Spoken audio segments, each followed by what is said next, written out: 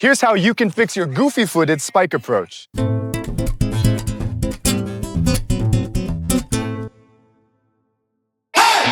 Now, in terms of being a goofy-footed approacher, there are two types. There's a true goofy-footed and then there's a faux goofy-footed.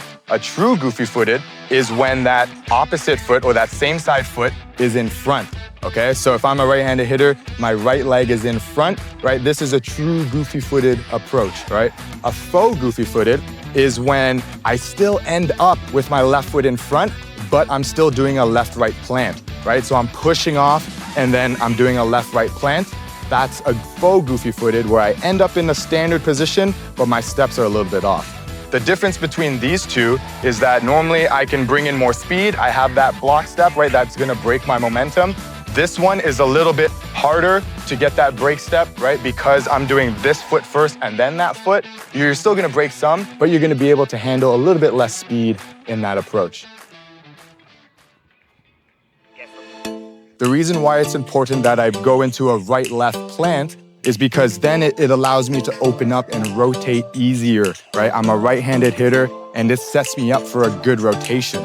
This is a good way to help set us up, right? So that then we can get a quick backward rotation, and then we get into our hip shift, right? When I'm in my back rotation or my pullback, I'm already getting that separation, and then I go into my hip shift and my full spiking sequence. Now, the other thing is that I'm bringing in speed, okay? So what this plant does, one, I'm dropping my hips, and then this plant, this block foot, helps block my or break my momentum, and then I can turn that horizontal momentum into vertical power. So if I show you what that's like here with the goofy-footed approach, right? I'm still getting that breaking, but I'm not set up well for an optimal rotation. I'm gonna have to do some weird twists in the air.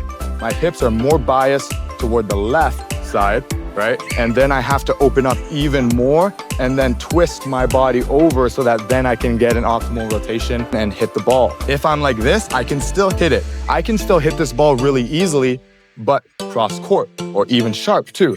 The second I start trying to go line or on the left side, if I start going cross, it's gonna make it very, very, very hard to hit that ball. It can still be done, but it's gonna be really, really hard and really, really awkward.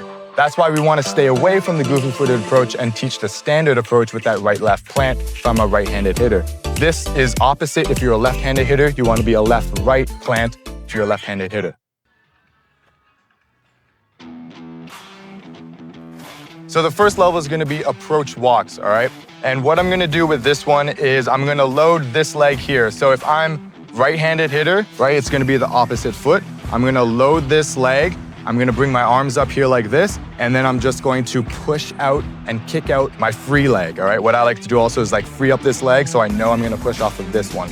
Arms up here, I'm gonna push off of this leg and kick it out. As I do that, arms go back, and then what I'm gonna do from here is then bring my back leg forward, okay? As I do that, arms come forward. So my back leg forward, arms forward, okay? Then I'm gonna stand up and then repeat that. Arms up here, kick out, arms back, leg forward, arm forward. And you're gonna keep doing that toward the net and then on your way back as well. Now, if that's easy for you, then what you can do is speed up that walk, okay? So now you're gonna start here like this, same way, and then you're gonna speed up the walk. So there's less pauses in between, and you're just speeding it up. Each time that gets easier, you're just gonna speed it up a little bit more, okay? Now, as that gets comfortable, then you're just gonna add a little jump, just a small jump, all right? So you're here, boom, just a small jump, arms back, leg forward, just like that, okay? You wanna make sure that that opposite leg comes in front as well, so that breaks your momentum and you can go more up, all right? So you're bringing that opposite leg forward, that stops your horizontal momentum, and then you can go more up from there. Once you get this small pop down, then you can start to increase the intensity of that jump. Really important, keep doing that, right? Try to get consistent with that as best as you can. The better you get this foundation down, the more consistent you'll be when you get into higher intensity jumps and spikes. The reason why we're doing this first progression is because it breaks down the pattern in very simple steps, right? And you're going through the movements really, really, really slowly. Sometimes when people get into faster movements, right, they go back to their old patterns, or they try to go into more intense movements, they go back to their old patterns. So this one, we're really breaking it down, and I want athletes to get what it really feels like to be in these positions, hold these positions, right? And then that way they can remember what it feels like so that when they're bringing more speed into it, right, they can apply these feelings into the movement and then really ingrain that pattern. Now, we're not always gonna just be doing a 2-step approach, right, where I'm just kicking out and then bringing my left foot forward. We're also gonna be doing 3 steps and 4 steps. Of course, that's a full spike approach, 5 steps as well. I can do however many steps that I want, right? As long as I know that when I'm about to jump, I'm gonna load the same leg that we've been practicing and then go into my 1-2, okay? But to break it down for you, if we're doing a 4-step or a 5-step, right, I'm gonna just take 2 steps into my opposite leg loading, right? And then it's just the first drill that we did, right? So I'm gonna go 1 step back, another step back, and then I'm just gonna reverse into it. And then now I'm right into that first drill here. Boom, boom. Okay, so let's do that again. I'm gonna go back, back, and I'm gonna go 1, 2 in this first drill, and then I push off. Now the third level, what you're gonna do is apply this approach into an actual spike now.